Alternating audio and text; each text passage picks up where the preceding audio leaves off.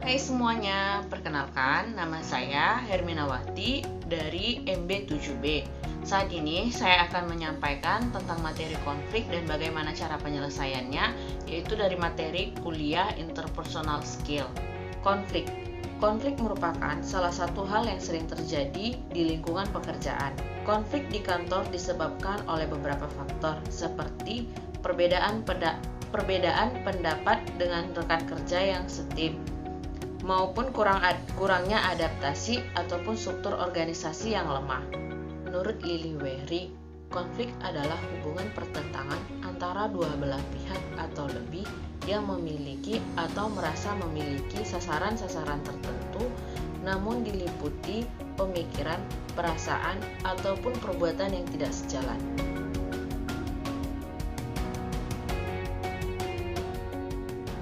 Konflik kepribadian. Konflik terjadi akibat adanya perbedaan kepribadian di tempat kerja yang sangat umum terjadi di antara karyawan apapun posisinya. Ketika tipe kepribadian yang berbeda bekerja sama, kemungkinan kesalahpahaman karakter dan tindakan satu sama lain semakin tinggi.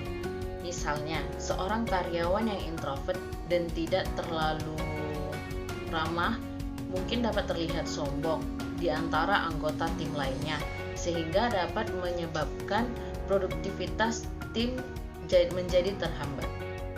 Penyelesaian konflik kepribadian. Untuk penyelesaian jangka pendek, dibutuhkan orang-orang dengan keterampilan mediasi yang kuat untuk menyelesaikan konflik kepribadian tersebut. Mediasi membutuhkan seseorang yang dapat mengambil sikap independen dan memahami kebutuhan, berempati, dan mengesampingkan emosi yang terjadi.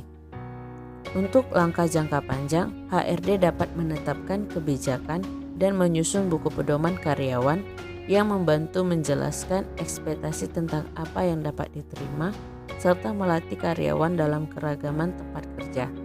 Dengan cara tersebut dapat menumbuhkan kecerdasan emosional, toleransi, dan pemahaman terhadap orang lain. Selanjutnya yaitu konflik kepemimpinan. Konflik kepemimpinan biasanya terjadi karena adanya kenaikan jabatan dari seorang karyawan menjadi seorang pimpinan. Konflik terjadi karena kurangnya pengalaman dari pimpinan tersebut dan ditambah lagi tekanan dari lingkungan maupun tekanan dari atasannya sendiri, sehingga terjadinya kemungkinan adanya konflik antar pemimpin ataupun pemimpin dan karyawannya. Cara penyelesaian konflik kepemimpinan yaitu HRD yang harus menentukan bagaimana cara memilih individu untuk menjadi layak sebagai seorang pemimpin. Sebelum itu, sebaiknya HRD melihat kualifikasi yang dibutuhkan oleh seorang pemimpin, sehingga tidak terjadinya konflik antar pimpinan satu sama lain maupun pimpinan dan karyawannya. Selain itu, bisa dilakukannya kompromi antara pihak HRD, karyawan maupun manajer, sehingga mendapat titik tengah ataupun titik terang untuk masalah konflik dari antar pimpinan.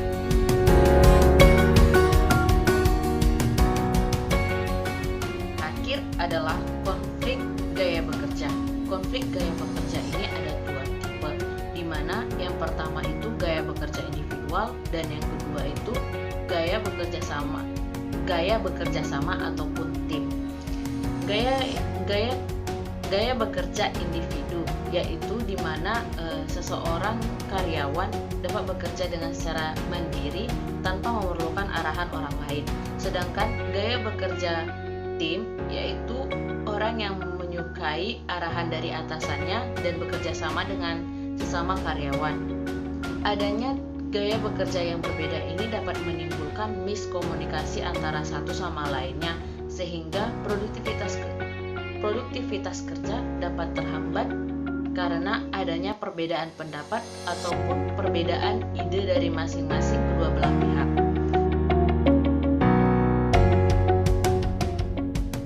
Penyelesaian konflik gaya bekerja.